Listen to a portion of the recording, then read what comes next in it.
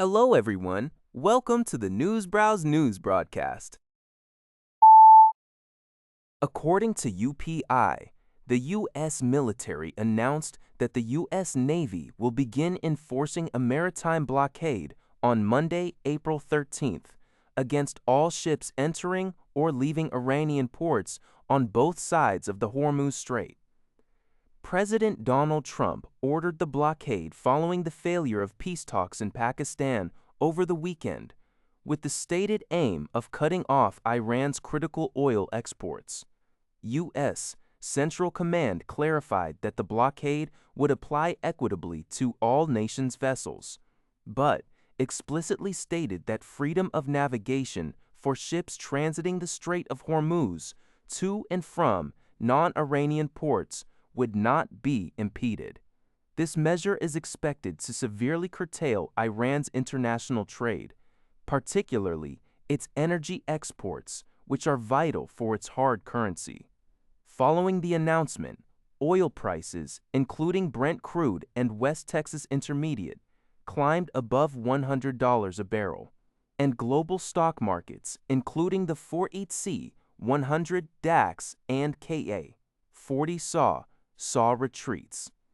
Tehran responded with threats against neighboring ports and hinted at extending the conflict to the Red Sea, referencing previous Houthi attacks on commercial ships. Former U.S. Special Envoy David Satterfield expressed concerns that prolonged disruption could affect a wide range of critical material exports from Gulf countries beyond just oil.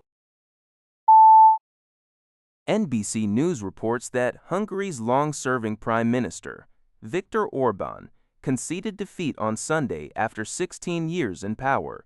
His concession follows projections indicating a landslide victory for Peter Magyar's center-right Tisza party in Hungary's parliamentary election. With nearly all ballots tallied, Tisza is expected to secure 138 of the 199 legislative seats, enough for a supermajority. Speaking to his supporters in Budapest, Orbán described the outcome as clear and painful for his Fidesz party, confirming he had congratulated Magyar and that Fidesz would now serve as the opposition. European Commission President Ursula von der Leyen praised Tisza's victory, stating, "Europe's heart is beating stronger in Hungary tonight," and affirming Hungary's return to its European path. Magyar, a moderate conservative, capitalized on public dissatisfaction with high living costs, corruption, and failing public services, framing the election as a fundamental choice between East or West. Orbán's tenure since 2010 was characterized by increasing control over public institutions and close relationships with figures like Donald Trump and Vladimir Putin, drawing criticism from EU lawmakers who no longer considered Hungary a full democracy. His campaign largely focused on Russia's war in Ukraine, often targeting President Zelensky. This pivotal election result concludes Orbán's controversial era in Hungarian politics. CBS News reports that Pope Leo has responded to sharp criticism from President Trump, declaring he has no fear of the Trump administration and will continue to advocate loudly for the message of the gospel. Mr. Trump had lashed out on social media, labeling the pontiff weak on crime and terrible for foreign policy, and stating he did not want a pope who approved of Iran having nuclear weapons. Pope Leo had previously deemed Mr. Trump's threat to wipe out Iranian civilization as truly unacceptable. Speaking to journalists aboard a papal plane en route to Africa, Pope Leo declined to address the president's post directly, emphasizing he is not a politician.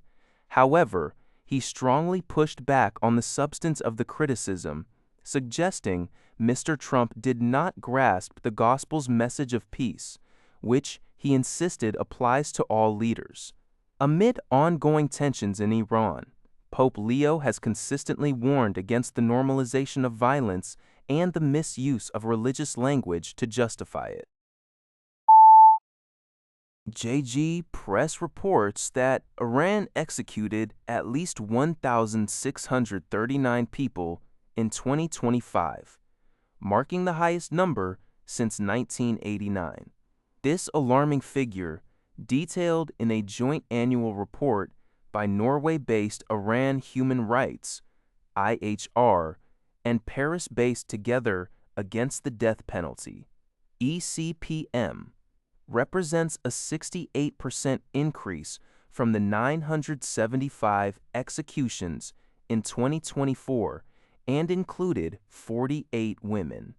The NGOs warn that the Islamic Republic is risking even more extensive use of capital punishment as a tool of oppression and repression following January protests and the war against Israel and the United States. The report indicates an average of over 4 executions per day, with hundreds of detained protesters still facing potential death sentences. The death penalty is described as a political tool, disproportionately targeting ethnic minorities like the Kurdish and Baluch communities, and almost half of those executed were for drug-related offenses. Iran carries out the most executions globally per capita, excluding China.